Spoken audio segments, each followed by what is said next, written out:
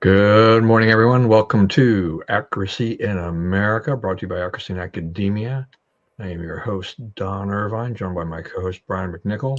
Good morning, everybody, and welcome to Meteorological Summer. Yeah, today's going to be warm, and I think the rest of the week's going to be kind of hot. Yeah, down south, it's already hot. It's already up in the 90s. Yeah, Yeah. I don't necessarily want to turn my air conditioner back on, but it looks like that'll be a necessity very soon. Yeah, it's coming. It's getting that way, and I guess today our average temperature reaches 80 degrees. Our actual average high temperature at Dulles. This is the first day the average is 80. It's also the day that Billy Joe McAllister jumped off the Tallahatchie Bridge. Okay, so that's only for the old. That's only for the old folks. That's right. That was a great song, though. The whole. It's a great song, and it's like there's all this mystery behind it, and did Bobby Gentry know something about this, right? Because it's all kind of weird in Mississippi and mysterious. So, yeah, it's a good thing. It was a great song too, like you said. Yeah. Okay. Well, that's interesting for today's trivia. That's nice of you to pull that out of your hat like that. That's great. Yeah. All right. Well, today is National Egg Day. Last week we had National Grape Day. I think like that. How about eggs? Bueno, no bueno. Oh, bueno. I'm an egg.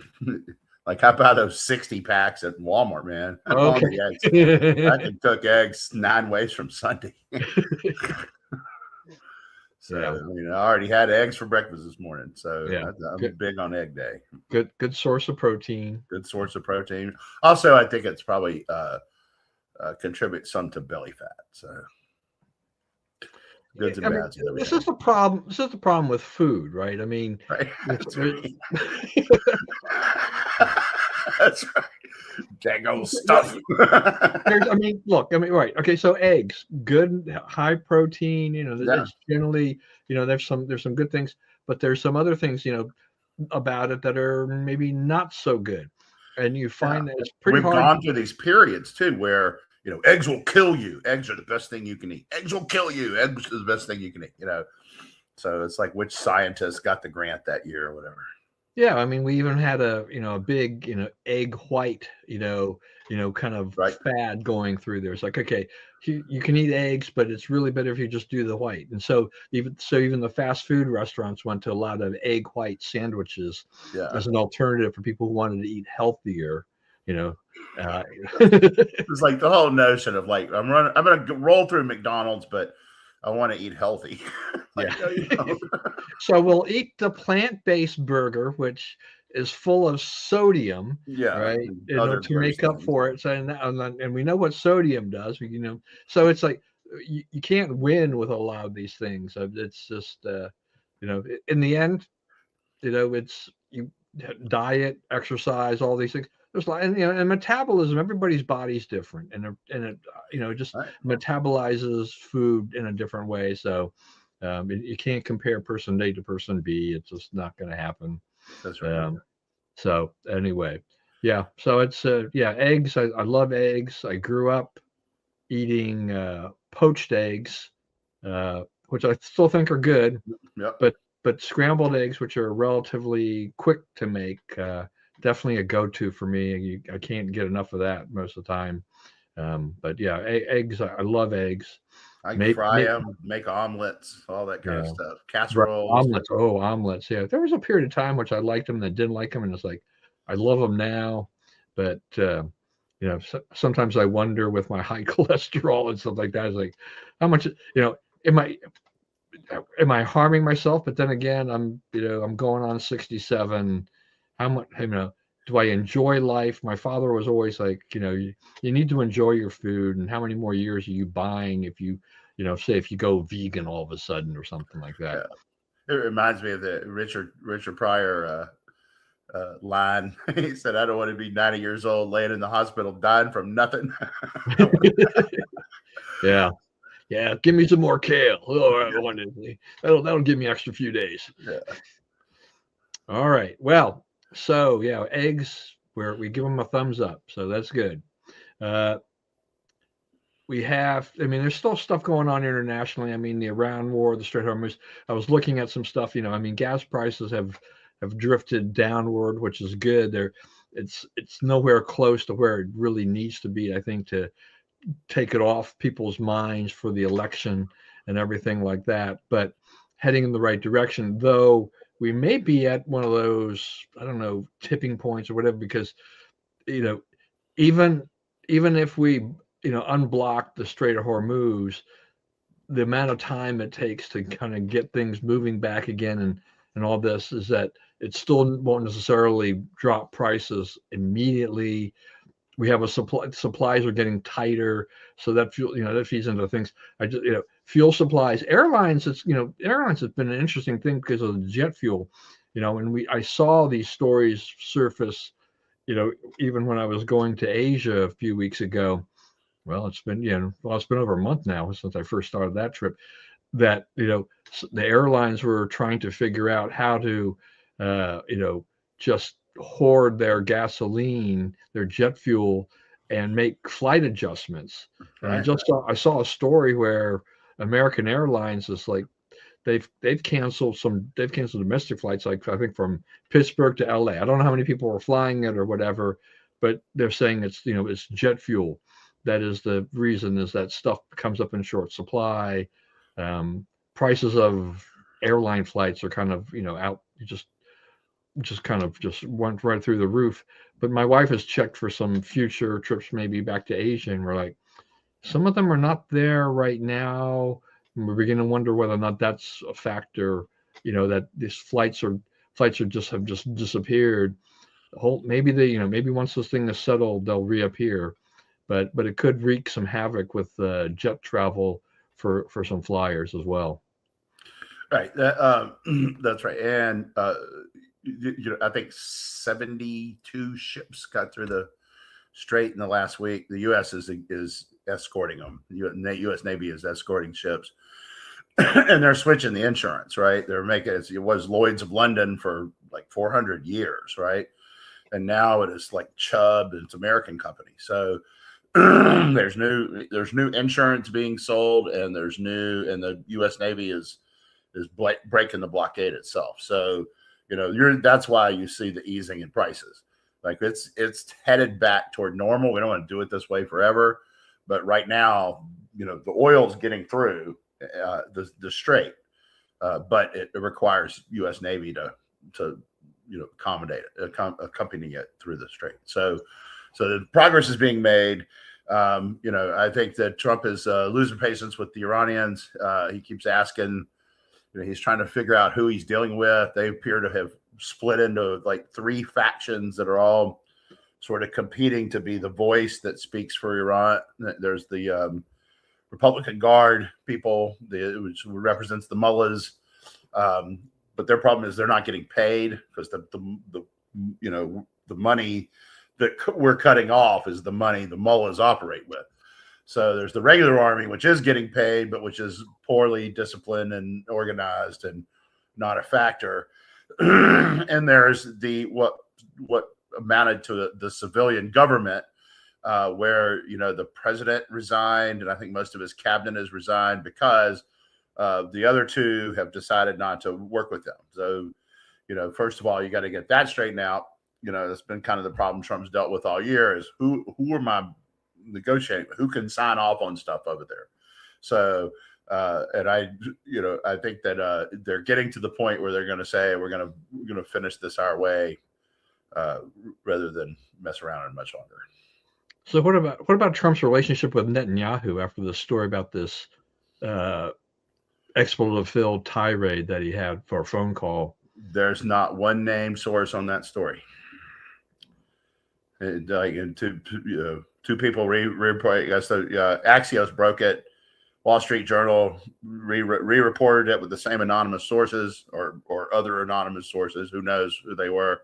But no one's put their name to any of that yet. So When you're talking about covering the Trump administration, if somebody doesn't put their name to the accusation, you can bet that the accusation is false. You can actually bet. Yeah, and I don't think we've heard from Netanyahu on this either, right? So right. No, I don't. The White House put out something that said, yeah, there's a conversation, and yes, Trump is asking Netanyahu to cool out a little bit, but this idea that this was a expletive laden tirade and all this stuff, that's only, no one has said that and put their name to it.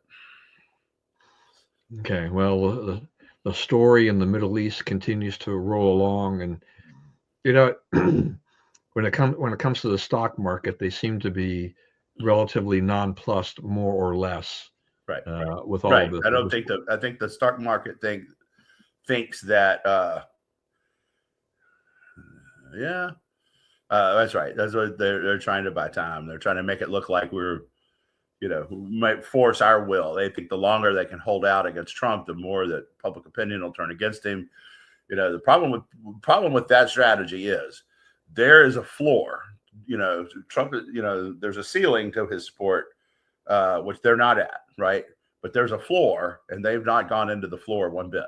So it's about 41 or 42% of the people in the country, they support Trump almost no matter what he decides. And, that hasn't changed. Nothing has happened to that 41 or 42%. And that right now is enough in American politics to dominate.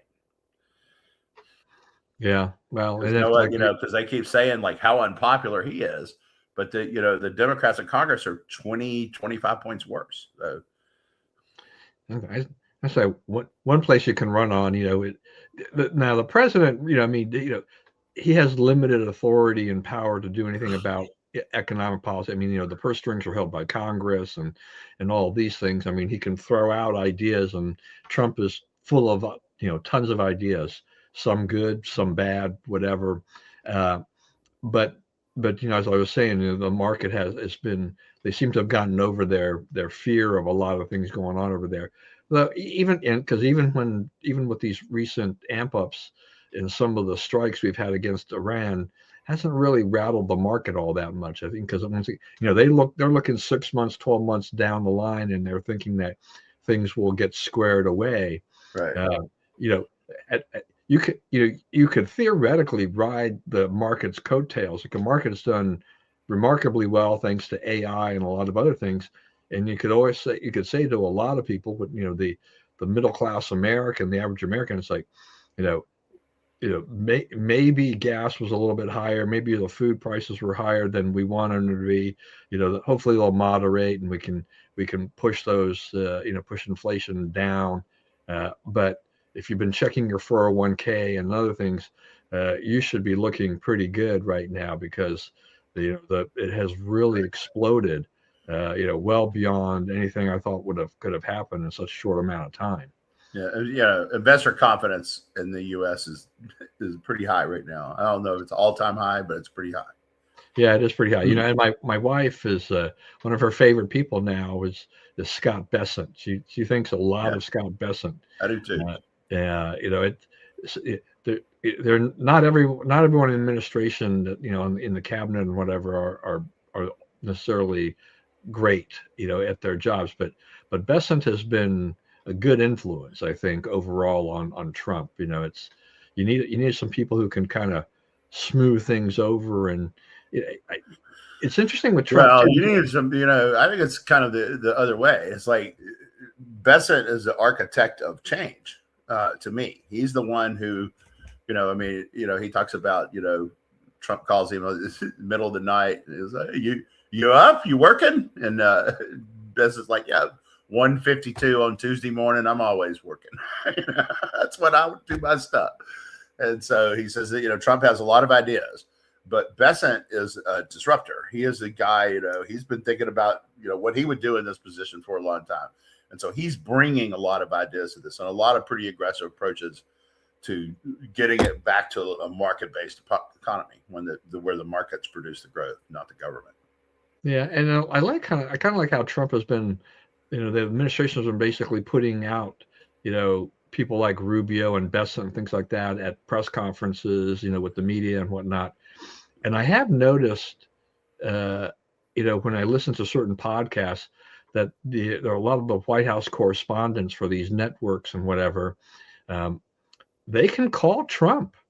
I mean, to me, I find this remarkable. I don't recall hearing stories like this before, but you get this reporting from like a Jonathan Karl or whatever, and he says, well, I called the president and asked him these questions, and this is what he told me, and and this seems to happen time and time again with a lot of these reporters.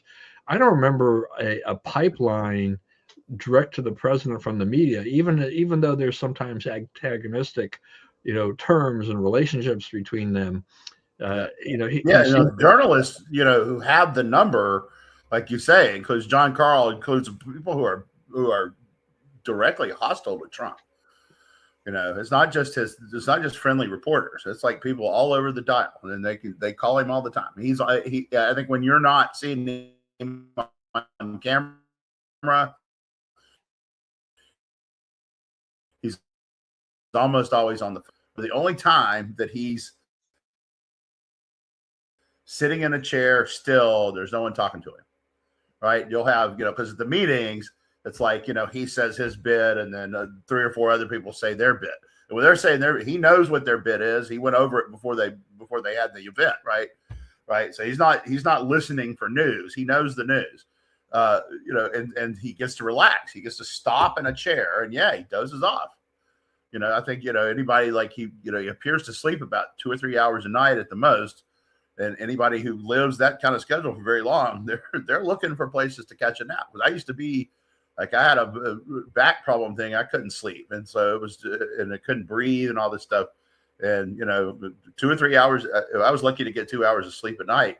And man, every time I got a chance to sleep, meetings, whatever, back room, no one looking in my office, I was down there, doing that thing. Because, you got to cure that, or you will die. So, yeah, no, I mean, you have to say that the energy level of the president is pretty amazing. It's incredible. Look at his age and everything like that, and what he does with regard to that. Yeah, that's right. Yeah, I mean, and it's like, and he's part of the, he's kind of an odd duck partner for Trump, right? He's a Soros organization alum. He's gay, married to a man. It's like Trump's supposed to hate all that, right? He doesn't hate it. Yeah. It's the cabinet is not anywhere near as diverse as Joe Biden's was, but Biden's diverse cabinet, was a complete disaster. And Trump, it was terrible, failures, and now here's a guy who actually knows what he's doing. Yeah, and Trump has put together Trump's cabinet on the second term is so much better than the first term. I think he learned a lot, and so it's much more stable. I mean, we have some people leaving or being fired or whatnot, but it was far more chaotic in the White House the first time around. Yeah, I wrote a piece recently, and the lead of the piece was when Trump came to Washington in 2017. He took over Washington like Jimmy Carter. Right. Jimmy Carter didn't know anybody here. So he had to trust a lot of the Washington denizens to give him, people to work with. And, he brought a few henchmen who were found unequal to the task, and they had to go. So the people he did think he could trust were, like Burt Lance, were taken right out of the government. And so he was dealing with a bunch of strangers who had their own agenda. And so it was hard for him to pull together, especially and Carter was not a strong leader, obviously, also. But in Trump's case, that it really hurt his first term that he had to take recommendations. Like you end up with a guy like Rex Tillerson, right? Rex Tillerson ran Exxon. He's not an idiot, right? He knows what he's doing. But that doesn't make him a qualified Secretary of State. It's they're different skill set. So and that's just one example. Now he has people who know something about what they're doing, and have a very clear roadmap of what they want done policy wise. That's the other thing about Trump is they're a lot more thorough about what exactly they want done at the housing, urban development, and commerce and so forth. They've got a list. Cut this thing, add that thing, right? And so that they can go down and work on. And so You know, they are more qualified people, and they're task oriented. They're on task. They're given stuff to do, and they're doing it. Yeah, I mean, Bessent and Rubio have probably been two of his best picks. I mean, they're really strong and capable. I mean, look with Rubio. I mean, it kind of revives his future presidential hopes. Yeah.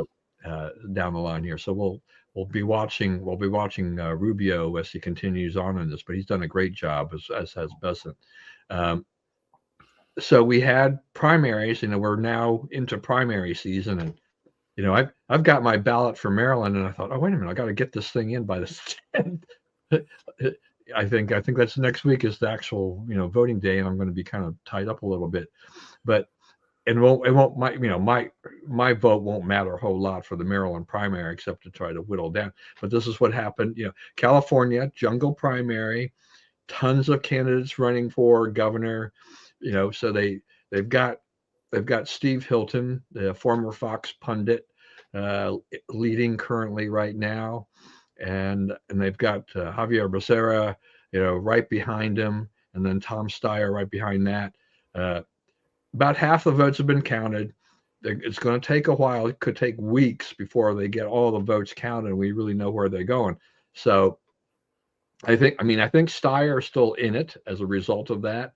You don't know how many votes there are, out there for him. I think anybody beyond Steyer, I think they're done, and it's just those three that have got a chance of getting to the top two. We went from having potential of having two Republicans running, and facing off to, now we'll have, looks like we may have a more traditional Republican Democrat type of thing.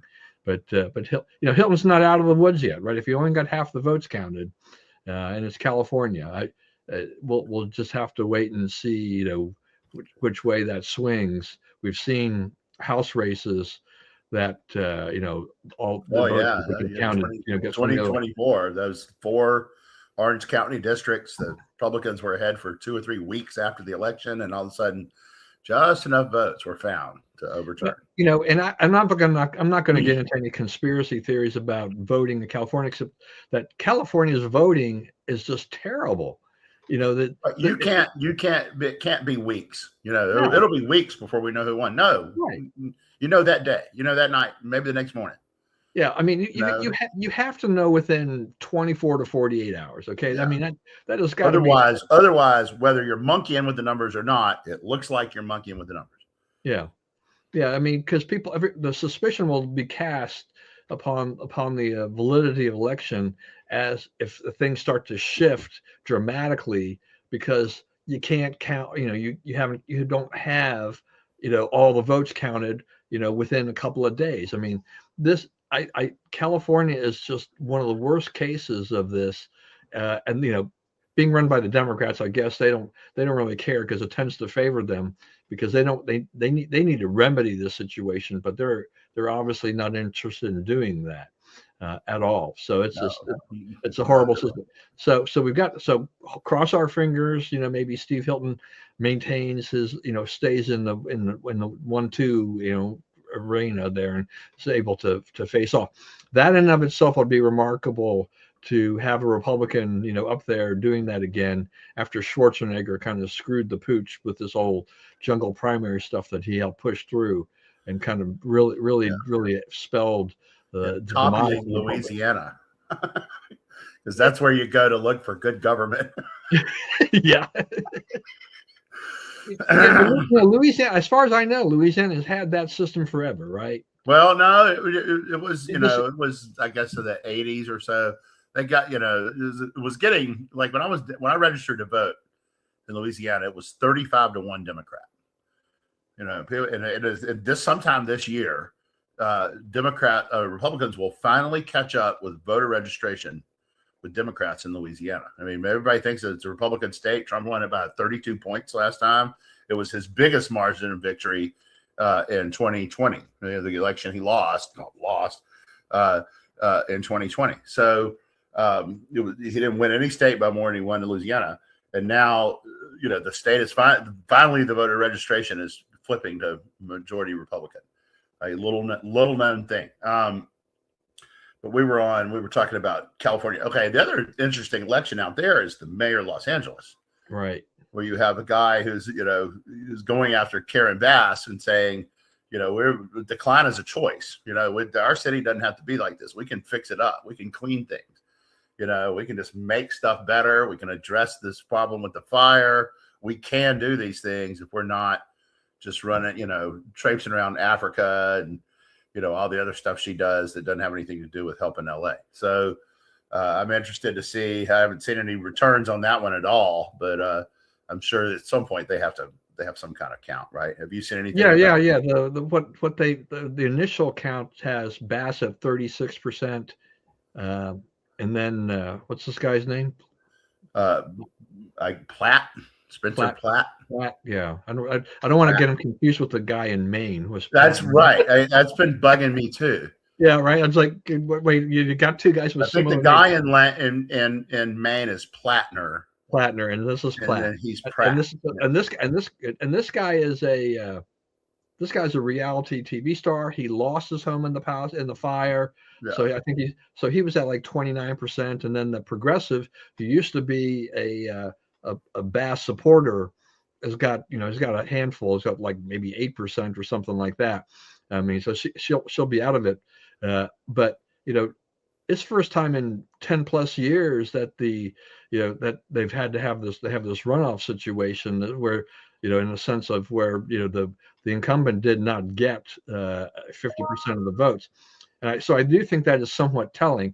I still think that Bass is kind of in the driver's seat, but a good campaign effort by the Republican here could flip this thing. Yeah. And people in LA, I think there are people who are tired of what's going on there. What has Bass done for them, in the time she's been in office? The fire kind of exposed that how little the city was doing to help people. Yeah. So I mean, the fact that he got the number of votes that he got, should worry her to the degree that I don't expect the progressives' votes to swing to him necessarily, but they don't necessarily those big people may just sit it out because they don't like her anyway, and so I don't know, this is going to be one of those tricky little things to see in terms of trying to figure out what are the voters thinking about this. Now, Bob threw this in here in between. I kind of like this in a way. I mean, why not? I mean, I know we'll talk about that'll bring up more calls of disenfranchisement from the liberals, but say you give it a 48-hour or 72-hour deadline. The votes that are counted and cast, at that point in time, become the final result. We are not dealing with this for 3 weeks or 4 weeks. Right. You can count all the rest of the votes if you want. You can tell people we've counted their vote, and you can count their vote, but basically set some kind of hard and fast deadline. Because one of the problems in California is just that if you're mailing it in, it's the postmark, right? It's California. It can arrive 5 days after the election. Yeah. You can mail it after the election then, and that's nonsense. The ballots need to be in by election night. That's it. That should be a hard and fast rule. If people go out to vote in person, those votes all fine. But if you're mailing it in, your ballot needs to be in on election day, night, and that's you're asking our forbearance anyway, right? By being allowed to mail it in instead of showing up on election day. So if you can't mail it in on time to get it there by election day, we don't count your vote. That's a perfectly reasonable accommodation. Yeah, but the Democrats love this system because it definitely benefits them. Yeah. In the long run. We also had primaries out in Iowa. So Trump had Representative Feenstra, who he had endorsed, and he lost. So this is, every once in a while a Trump-backed candidate loses. I don't know whether or not Feenstra was strong enough, or whether or not the other guy. Feenstra has his entire political career has been narrow victories in strong Republican areas. He's underperformed his entire political life. And so, that this happened is not surprising, right? He's not that popular in his own district. Now, I will say this about that. It does show you something that needs to be thought about. We're down to about 12 to 15 toss-up districts in the whole country, right? There's about the Democrats. I mean, the Republicans need to get like one or two of those to retain control of the House. So they got about 216, 217 seats pretty much locked down. You got to get to 218.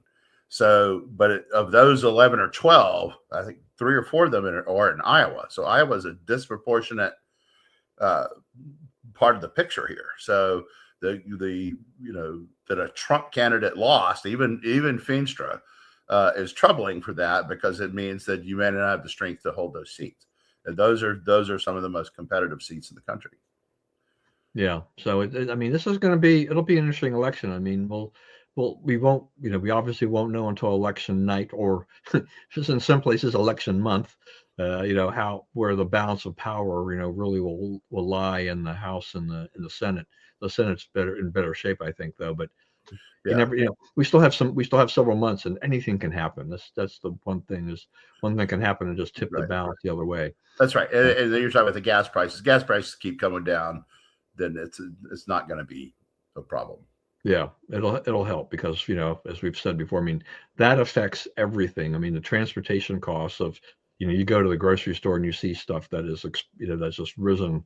Part of it's supply and demand. The other part of it is the component of transportation, which makes up a large part of getting food to your grocery store. So in the last couple of weeks, we've had some interesting things with the Democrats here. We had, they kind of reluctantly released their autopsy of the 2024 election, and Ken Martin got pilloried for that. And then we have now the Jill Biden memoir, the new memoir. It's these things are kind of head scratchers in the sense. It's like, none of these things are good for the party. I mean, Dr. Jill, she's not doing anybody any favors here. It's like, where you kind of look back and say, it's like, we kind of knew this, and you helped cover up Joe's condition. And now you're grifting your book and your story, and gross, right? not classy at all. The other thing about it, she says in the book, I guess the highlight of the memoir is that during the debate with Trump, the disastrous debate with Trump, she thought he was having a stroke on stage, right? So, like, I got that, I happen to be one of the people who I've seen my spouse have a stroke. I've watched it happen, right? And we did not just let her go on. We took her to the hospital. We rushed her on over there.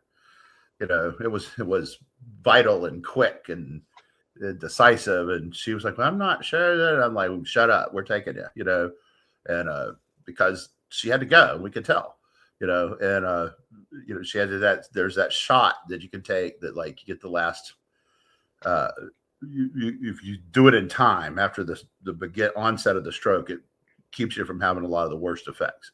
So we had to rush over there and get that shot and so forth. So if you saw your husband out there having a stroke and you just sat there and watched because, hey, my position as first lady is hanging here, my 27 staffers and my limo rides and my shopping trips and my grifts from his, selling policy outcomes through Hunter and others, all that dries up. If I do anything to save my husband from a stroke, think about that. Think about the morality, the ethics of that, right? That's who we're dealing with. That's a big part of this. It's like one side has, God and ethics and a sense of right and wrong and decency, and the other side sneers at that, right? And this is a case of that. Like, we don't, you can really kind of tell the way she looks and deals with him and talks about him, that he was very much a commodity to her, an opportunity to her, a way for her to gain success, aggrandizement, whatnot. So, and this is of a piece with that. I don't think you can seriously deny it. Really, one of the worst, like, people talk about Michelle Obama, she's not really crazy about America, right? But this is, that's not as, those are, I suppose I'll give her credit for legitimately held beliefs, and, she may see that and so forth, and she's probably not the only one. But Jill is just a cynical profiteer. I've always thought that, and this just kind of confirms it. Yeah, I think you definitely have mentioned that before during all our time on the air. Just when we got to, anytime we talked about Jill and her and just her goal and her purpose and everything like this. The other thing too was, was President Biden's, prostate cancer diagnosis. I mean, she's saying that, he had, just the symptoms were there because he kept getting up and, 7 times a night. And things like that, because he had to go to the bathroom, and that's definitely a telltale sign of something is wrong. And they didn't really do anything about it.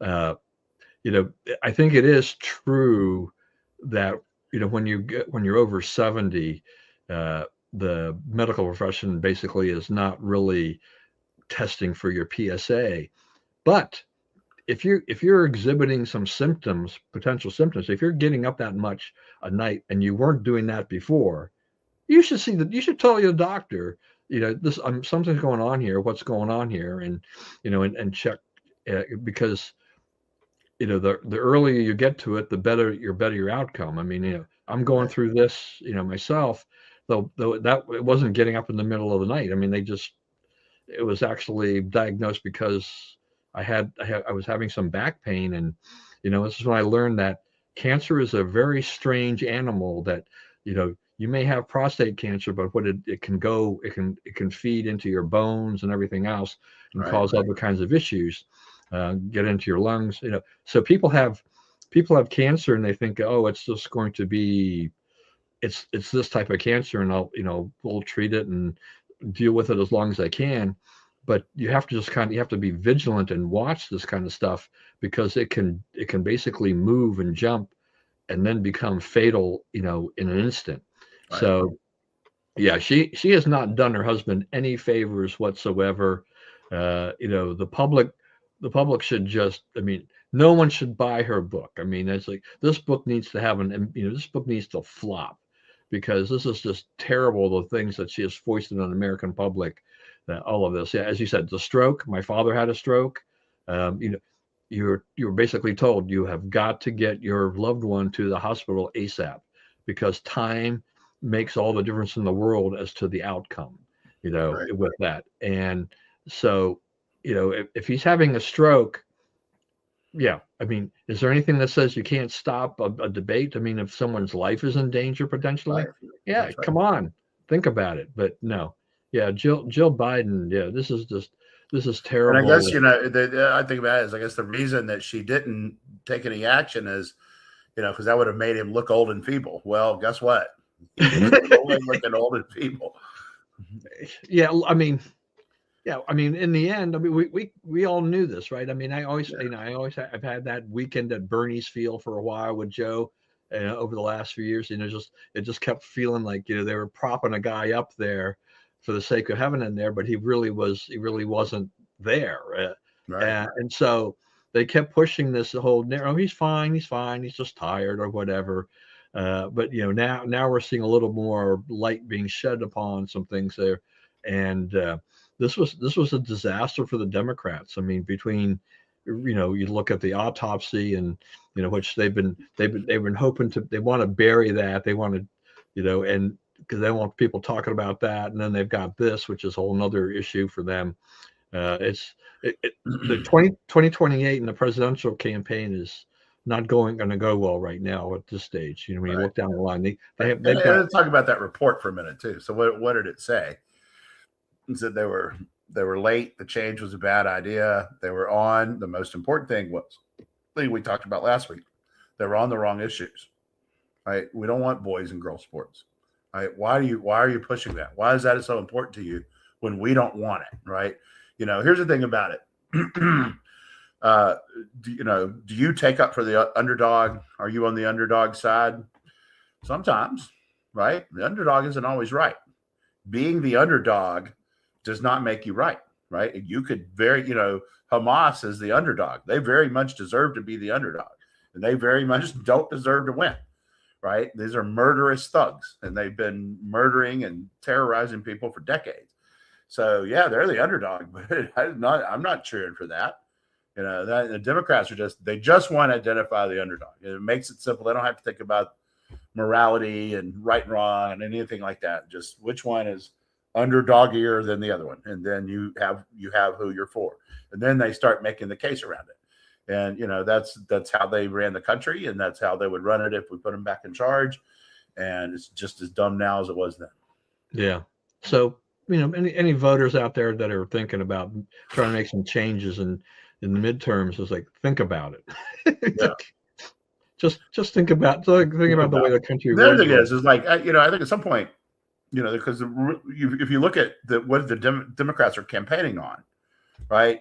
You know, if you get it all the way out of them, what they would do is, you know, pack the court, go to 13 or 15 or whatever it took to get enough of them and few enough of us, add Puerto Rico and DC so you get those 4 Democrat Senate seats, you know, stuff like that. So, I mean, you know, help the economy, you know, and reopen immigration and let people pour over the border again. That's the only 3 things I've really heard them say that they would do if they were in office. And, you know, none of this has to do with, you know, gas prices or food prices or helping my family at all. And you can say, you know, some of that's gone the wrong way because of this Iran war, right? It's some prices are up as a result, but you know, he's trying to win the war, stop the terrorism, which will save us a lot of money, and you know, get the prices back down. None of this is about, you know, feathering Democrat interest groups nests, right? It's not about you and me.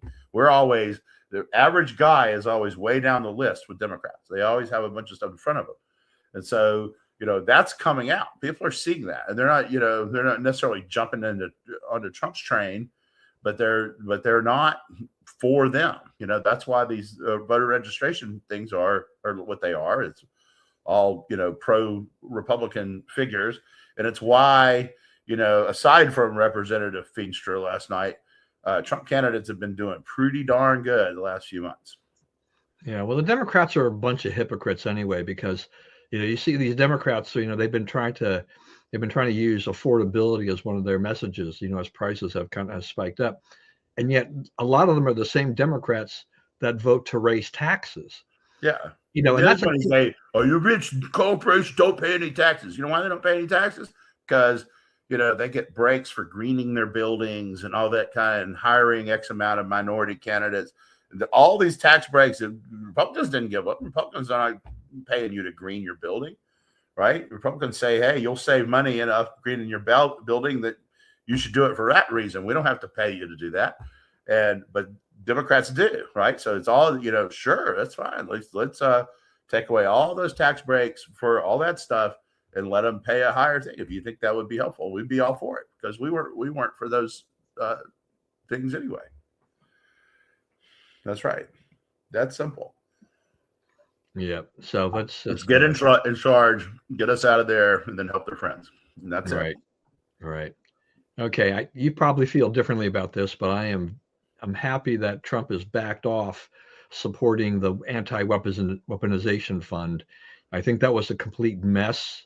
You know, it was. I don't see it being legal. It's basically Trump the citizen versus Trump the government. I still have a problem with what's left of that, which is the audit. You know, that they're immune from future tax audits and stuff like that.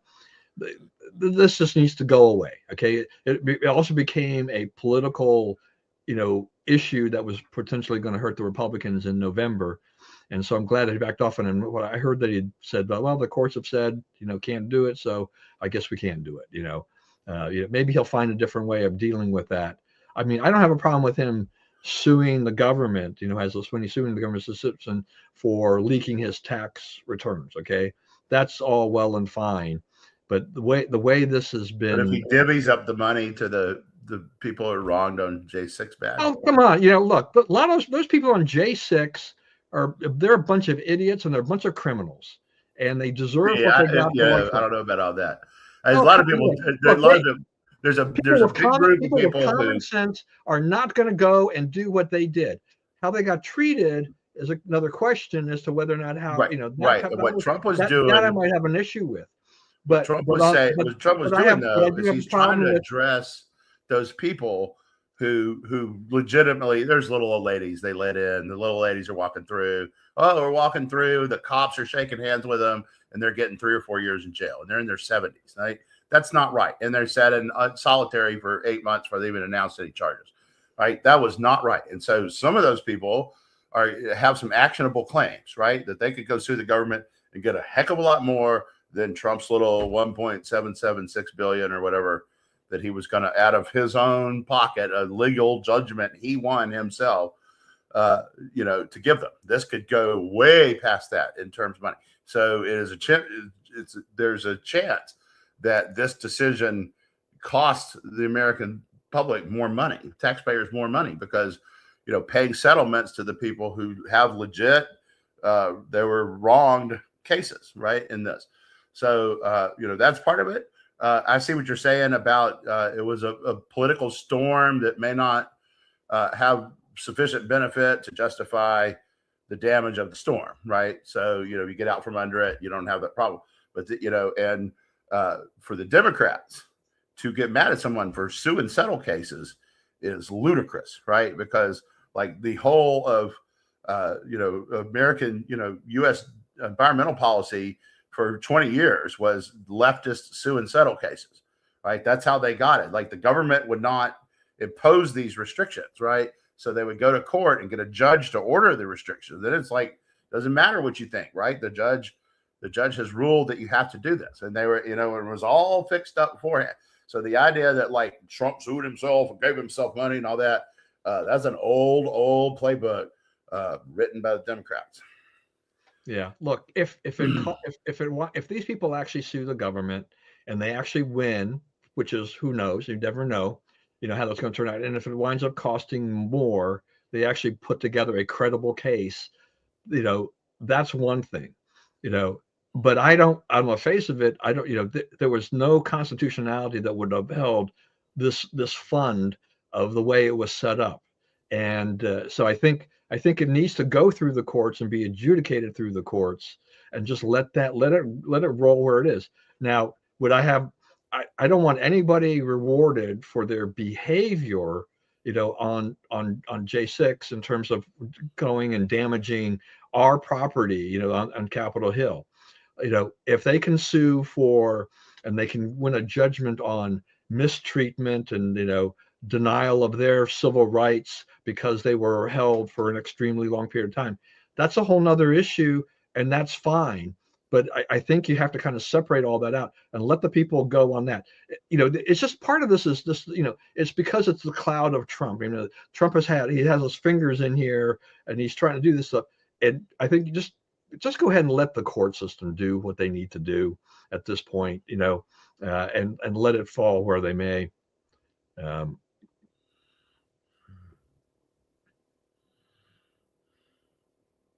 Yeah. See, I mean, it would have been, what do you call it? It would have been politically tough.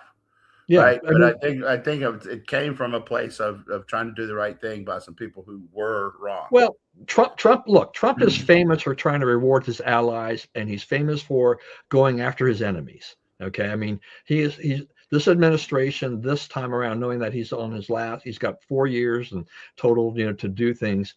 He has gone with a vengeance, using the same lawfare that the Democrats used the last time around to go and bust up these people. And I don't agree with a lot of those things that he's done, with regard to that. It's like, look, you can, we have a system where you can reward your political allies and do certain things, because a lot of people get those. That's how they get their political appointments. Is that you worked on campaigns, where you whatever, you get picked and you get put into these nice little positions for a few years, and that's fine. But yeah, I mean, the Proud Boys and some of these other things, no, we can't have that. We cannot have them being given money at all. That's it. It's just, and they have to prove it. They have to prove beyond a shadow of a doubt in my mind that, anybody who was wound up, being squirreled away and jailed for their activity on J6 have a legitimate claim against the government for the way they got treated. And if a Proud Boy was mistreated, Proud Boy has a legal claim too. Yes, doesn't matter what club you're in. If he has a legitimate claim, that's fine, and I don't care. At that point in time, if they prove it, then I'm fine with paying them money for getting mistreated. No one deserves to be mistreated. I don't care what party they're at. I don't care what color their skin is or anything like that. The government should never mistreat a citizen. So that's what this was about, was paying people who were mistreated. Yeah, but I mean, the way it was set up is it's all a game. One point, the 1776, kind of play, the whole thing of Trump versus Trump. That whole thing was just a political nightmare.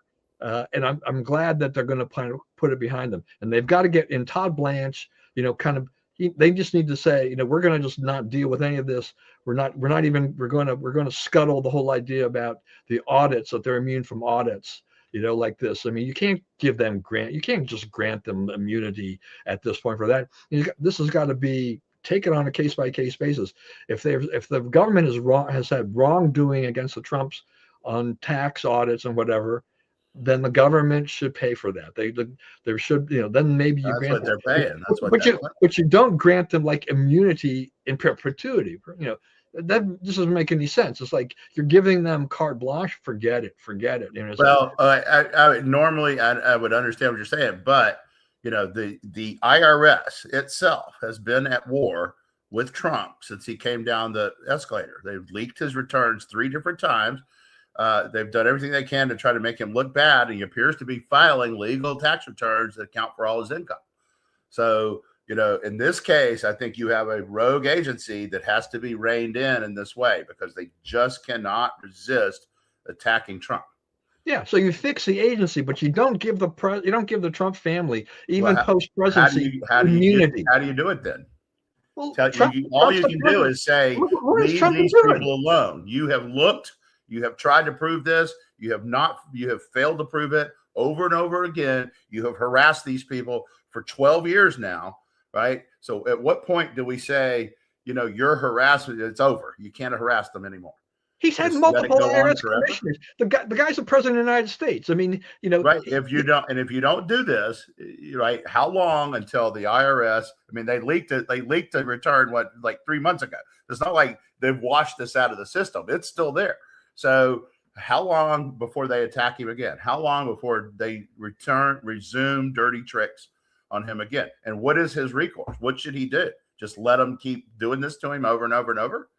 Well, there has to be a remedy somewhere, but the remedy is not to grant him immunity forever. So give me a remedy. Give me one that you would do. Look, he's already shrinking the agency, so the chances that they're going to be able to go after him are going to diminish over time because you got to ask yourself why Biden wanted to add 88,000 people. Like, what were they to do? Right? More of this? I don't want this. So this goes back to a lot of the things that we've conservatives have talked about for decades about simplifying the tax code, right? So that you don't wind up with all these complicated tax. These audits are kind of ridiculous. I mean, look, I don't even have my tax refunds yet, and I believe my accountant filed the tax returns 2 months ago. I don't even know what's going on. The state of Maryland and there's the IRS has got a website that says, "Where's my refund?" So I go in there. An interest-free loan you're making to give them time to pay the other interest-free loan they already took from. Well, it is interest-free to a certain point. There's something in the tax code that after a certain point in time, they've got to pay you. I actually had, when they had all those snafus a couple of years ago, and my tax return, my refund got delayed. I got paid 8% interest on the balance until they actually issued the check. And so I'm sitting here going like, I don't know. The system, I've been in that system before where I could say, oh, okay, it's being processed. And then just a long, slow drip of waiting to say when we're going to get it. I go into that system right now and they say, we don't have your return on file. And I'm like, what are you talking about? Yeah. It's like, now I'm going to have to call my CPA. I was like, I've given it enough time. I'm going to have to say, so where's my return and what are we doing about this? Because the IRS, their website says they don't have it. And it's like, this is nuts.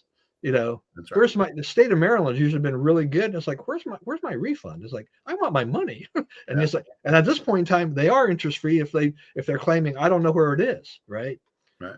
It's maddening. At this point in time, I'm glad I'm not paycheck to paycheck kind of guy. So like, this is killing me, and it's like I'm going to be out on the street if I don't get my refund. But it's really annoying as heck.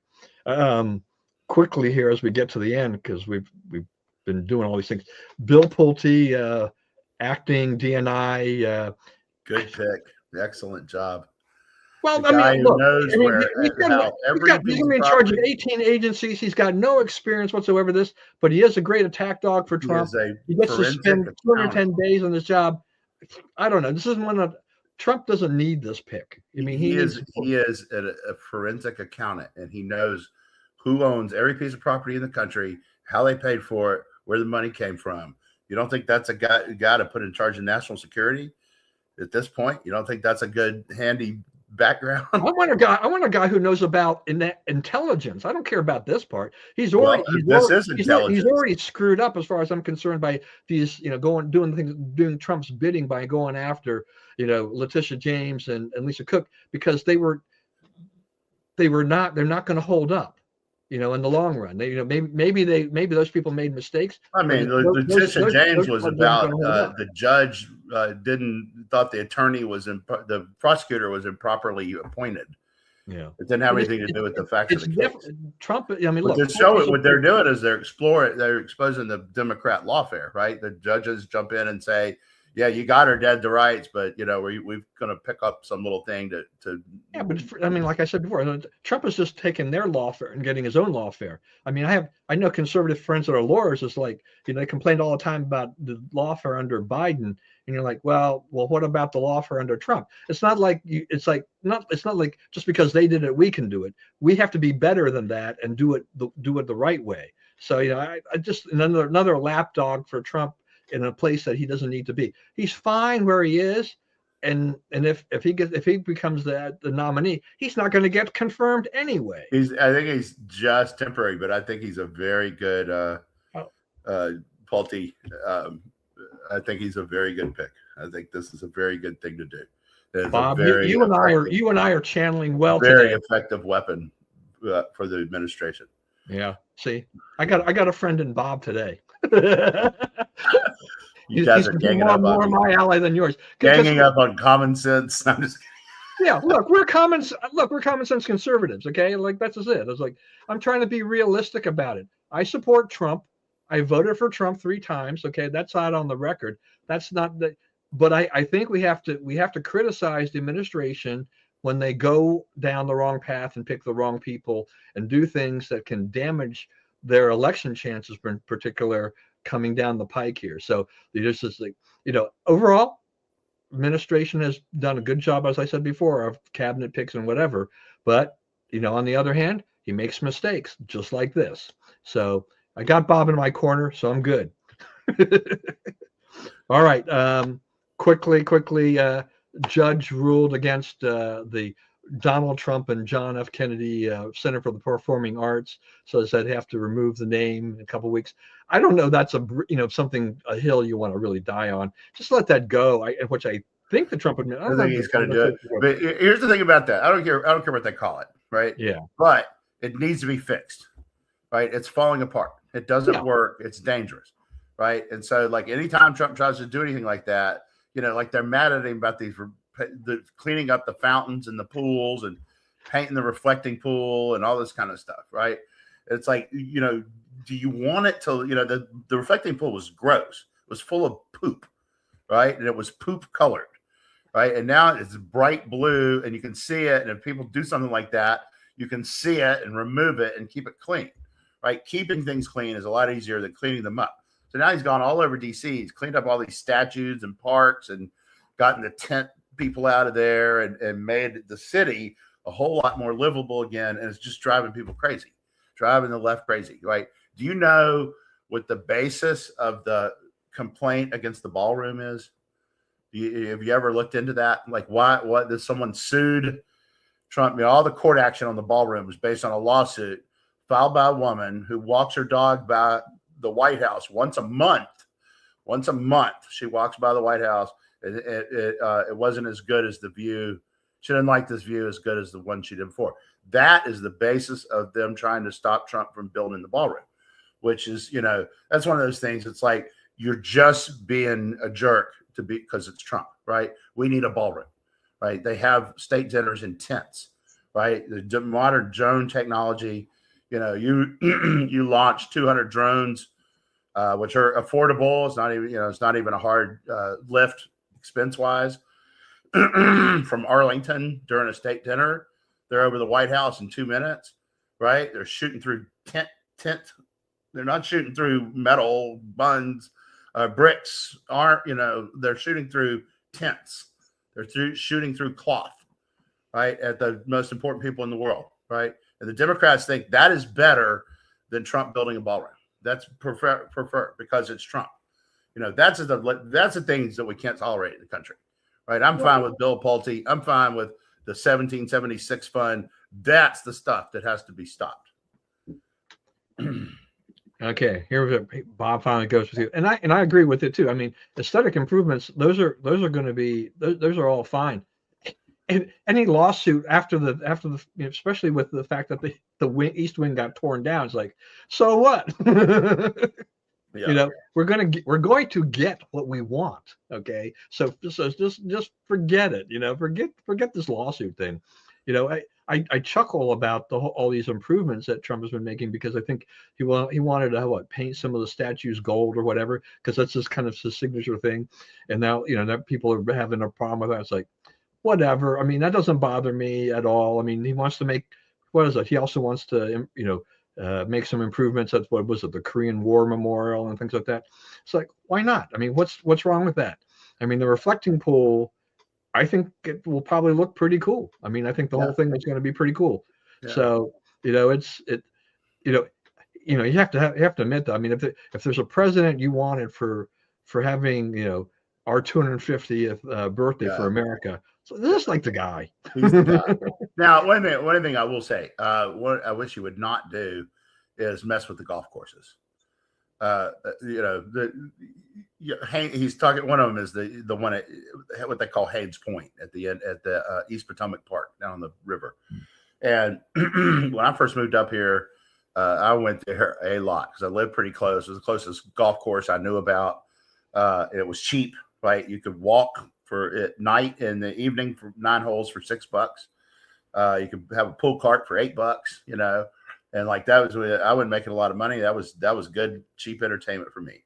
And you go there and like in the evening, there's a putting contest, and there's people from all over the world putting and cheering and having fun and betting $1 and, all that kind of stuff. And, Trump wants to make it like a tour experience type of course. And that's not what's needed there. What's needed there is that's an everyman golf course. Like it's not for the rich and famous. It's for the poor people who work here, right? It's in some cases the underclass of society, right? And that they need a golf course too. And so it's like, I don't think he understands the lure of those places and what they mean to DC. And I hope that he will just, back off, let the people who are running it. People run it now. It's not perfect, right? The course has been in better shape before, but they're doing a pretty good job. And it's a labor of love. They love those courses and want them to survive. That's why they like formed a company to do this. So, they aren't in the golf course management business. They just wanted to help these specific courses. So if they need help them. If you want to make the courses in a little better shape, I don't think anybody would agree with that, but like changing the way they operate and making them look like, Trump National out in Lowe's Island or whatever. That's not what's called for here. What's called for here is, some maintenance plus basically. I vote for mini golf. I grew up playing putt. It's like, a lot of that stuff has disappeared, and I haven't played for a long, long time. But I used to love that as a kid. My father that was the one thing he kept taking me to all the time. All right. So, all right, we got CBS fire Scott Pelley. He had a big tirade against management, Barry Weiss, and and so the guy about 60 Minutes. So he's fired from 60 Minutes. They called a meeting, right? And he went to the meeting, and it's like, let's discuss how to fix this up. And he was, a complete jerk about it. And so they're like, okay, we're not going to put up with that. Yeah. World's not going to miss Scott Pelley. Like, there's a million pamphleteers. That's right. That's right. That's right. Rick DeLisi. He was a great PR guy. Worked at Lansdowne Resort. That's funny that Bob brings up Lansdowne. Yeah. All right, and then the last couple real quick things here before we wrap it up. So it's Pride Month, but there've been some issues that have popped up. First was the O'Keefe Media expose that caught Washington Nationals executive talking about not including one of the players into their social media because of his Christian views. And then the other thing was a story about how I think it was 9 NFL teams, did nothing at the launch of on June 1st, the launch of Pride Month, which has obviously irritated the LGBTQ community on this. So it seems like, the whole pride thing is, is kind of, people are they're treading water, they don't want to necessarily back this as much as they did before. We've got Trump there. Yeah. You don't know what he's going to do, or saying, because Trump has had such tremendous success in fighting, the whole gay community, but particularly the transgender, the girls and the boys and girls sports and things like that. And I think the NFL has I think they're understanding it's like, we can't, some of these teams are saying, we will support it, but we're not going to embrace it like we have in the past. That's right. Yeah, it's support. The corporate support is way down. Agency support is way down. It looks like a lot of the money that Doge has rooted out of the system through USAID and other places has to do with that. It's like it was government money being used to support pride events and so forth. And now that the government money has been taken out of the equation, the pride events are gone. Right, the funding for it's way down. The attention on it is way down. I was looking on Facebook the other day, and the only in Major League Baseball, X, Major League Baseball, the only team that does not have a pride event is the Texas Rangers. And there's like, we got to put pressure on Texas Rangers. And Texas Rangers are like, it's not what our fans want. It's North Texas. So it's either evangelicals, or Cowboys, right? And ain't nobody really into that. Houston has a huge gay scene. It's like, Houston is, it's like got the second best theater. And I'm not saying that the theater people, I'm just saying it has the second best theater scene in the country after New York, right? It's a very vibrant cultural community. People don't think of it as that, but it really is. But Dallas is not like that. Dallas is a you think about what you think of Texans, that's Dallas. They live in Dallas. And so, it's not popular. And I don't blame them for not doing it. But like events all over the country, the money's drying up. The parades are being canceled, or they're much smaller, or so forth. It just, it was a fad, and it's kind of faded as a fad. Yeah. I mean, can you imagine could you imagine like the Rangers holding like a vegan day at the park or something, Right. Like when all they sell is barbecue. Yeah. Oh, man. We're gonna have a plant-based burger day, Yeah.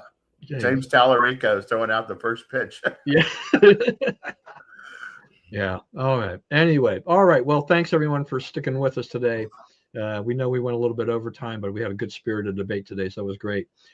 Please, as always, stay safe and stay well. Remember, we live in the greatest country in the world. Do not let anyone tell you otherwise. And we're only a month away from July 4th here, so we're coming quickly upon our nation's birthday. And as always, go listen to that song today. Yeah, today's the day. Yeah, and as always, God bless America. Now I'll be off next week. I've got something to take care of, so we'll be back in 2 weeks, and we'll see you then. So thanks a lot, everyone.